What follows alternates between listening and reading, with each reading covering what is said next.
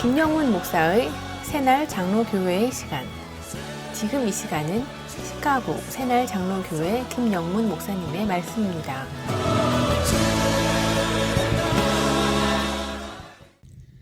새해가 되면 국가나 사업을 경영하기 위해서 전략을 세우게 됩니다. 교회나 선교단체도 마찬가지로 코로나 이후에 변화된 사회구조 속에서 시대에 맞는 전략을 만들기도 합니다. 여기에 많은 연구 발표들이 쏟아져 나오고 있습니다. 세계 선교에 크게 공헌했던 선교학자인 도널드 맥가브란도 하나님의 선교 전략이란 책에서 선교 전략에 대한 소개한 바가 있습니다. 이슬람교는 세계를 무슬림화시키기 위해서 많은 전략을 세웁니다. 한 예로 한 도시에 집중적으로 이주시켜서 정치, 사회, 경제를 지배하며 무슬림 타운을 만들게 됩니다. 미시간주에도 한 도시가 인구 40% 이상 무슬림들이 살고 있습니다. 그래서 많은 정치인들을 배출하고 전략적으로 포교 활동하고 있습니다. 2020년 기준에 보면 미국 내 무슬림 인구가 약 385만 명 정도 됩니다. 전체 인구의 약 1.1%로 그렇게 추산하고 있습니다. 그리고 2040년쯤 되면 이슬람교는 미국에서 기독교 다음으로 큰 종교 집단으로 그렇게 될 것을 발표하고 있습니다. 반면에 영적 생명을 가진 그리스도의 복음은 너무 수동적으로 전해지고 있습니다. 주님은 세상을 살리고 인간 구원을 위해 주신 복음이 온 땅에 전달되기를 원하십니다. 그 복음은 하나님의 능력 안에서 이루어집니다. 이스라엘과 미디안의 전투에서 하나님의 능력을 드러내고 있습니다. 300명 가지고 미디안의 거대한 군대 13만 5천을 무력화시킨 하나님의 전략을 볼 수가 있습니다. 성경에 크고 작은 전쟁들이 많이 있습니다. 아브라함은 조카 도시에 사로잡혔다고는 소식을 듣고 집에서 훈련된 318명을 거느리고 동방에 강력한 군사력을 가진 4개국 동맹국과 싸워서 조카 롯과 가족을 구출하게 됩니다. 최고의 권력자의 후원을 누리고 있던 바알 선지자 450명과 아세라 선지자 400명을 의로운 한 명의 엘리야 선지자를 통해서 하나님의 불이 임하게 되어지고 바알의 세력이 통쾌하게 무너뜨리는 것을 볼 수가 있습니다. 하나님의 전략은 숫자나 크기의 문제가 아닙니다. 여러분들의 가정을 행복하게 하는 것이 재물이 많이 있느냐 없느냐, 능력이 있느냐 없느냐, 그것이 아닙니다. 성경에서 하나님의 사람들이 승리하게 되는 것은 승리케 하시는 하나님과의 관계가 대단히 중요합니다. 사도 바울은 오호라 나는 곤고한 사람이로다. 이 사망의 몸에서 누가 나를 건져내려 하며 탄식했습니다. 갈라디아 5장 17절 말씀에 보면 육체의 소욕은 성령을 거스리고 성령은 육체를 거스리나니 이 둘이 서로 대적함으로 너희가 원하는 것을 하지 못하게 하려 함이라 말씀했습니다. 육체의 소욕이 강하면 내 자신은 육의 사람으로 살게 되고 성령의 소욕이 강하면 하나님의 뜻을 온전히 쫓아갑니다. 육의 행실을 통제할 수 있는 길은 오직 성령으로 충만한 생활을 해야 합니다. 성령 충만하려면 영적 훈련이 필요합니다. 육체 연습은 약간의 유익이 있지만 경건은 범사에 유익하고 금생과 내생의 약속이 있습니다. 경건은 연습이고 훈련입니다.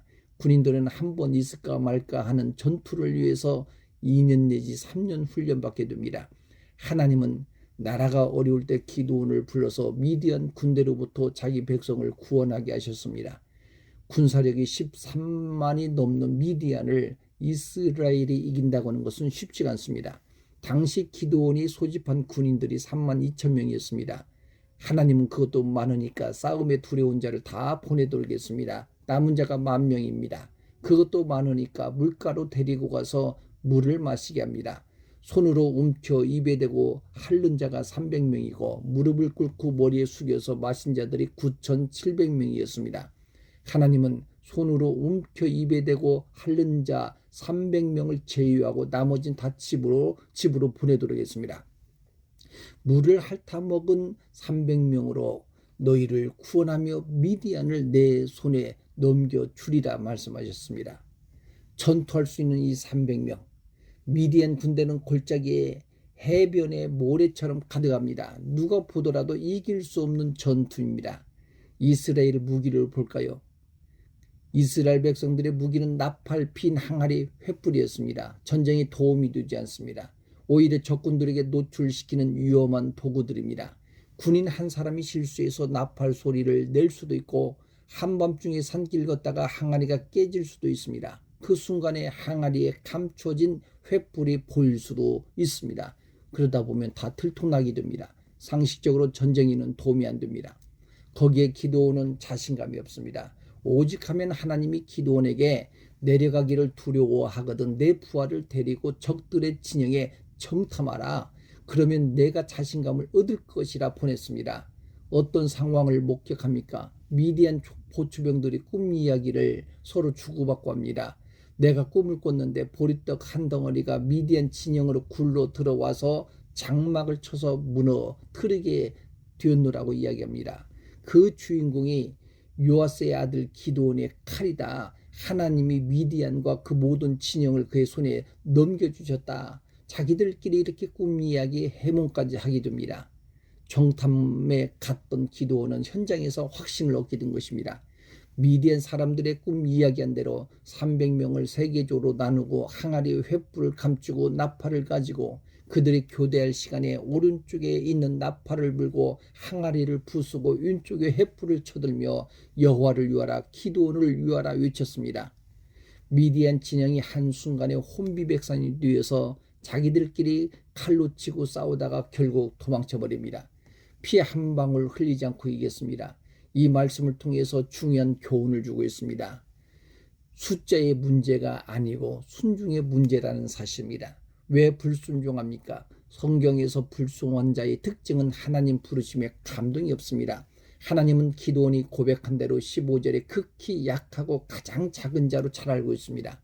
하나님 부르실 때 큰 용사라고 부르고 반드시 내가 너와 함께 하리라 말씀하셨습니다. 그런데 기드온은 확신이 서 있지 않습니다. 그때마다 하나님은 표징도 보여주셨습니다. 기드온에게 한 가지 무기가 있는데 그 무기가 바로 하나님 말씀에 대한 순종이었습니다. 베드로가 밤새도록 고기를 잡았는데 잡은 것이 한 마리도 없습니다. 그런데 예수님이 깊은 데로 그물을 던지라고 합니다.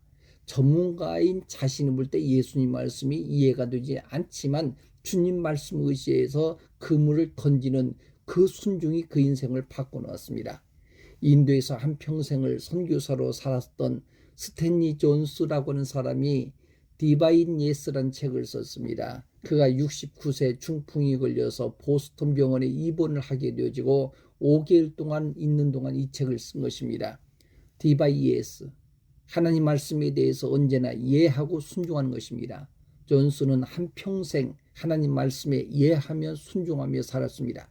미디안과 전투에서 승리하게 하신 그 전투에서 주시는 교훈이 있습니다.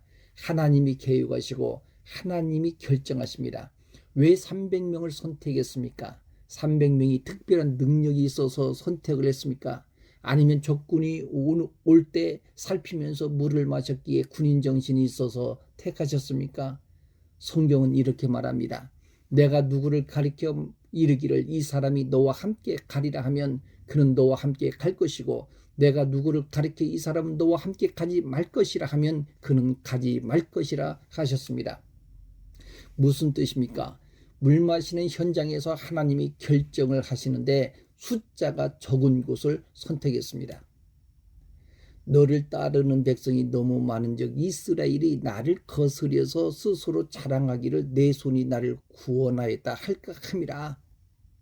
다시 말해서 많은 군사력을 가지고 이기면 자기 의의를 드러낸다고 하는 것을 하나님 너무 잘 알고 계십니다. 왜 하나님이 가나안 땅을 가는데 쉽게 갈 수 있는 길을 놔두고 이스라엘 백성들을 광야로 걷게 하셨습니까?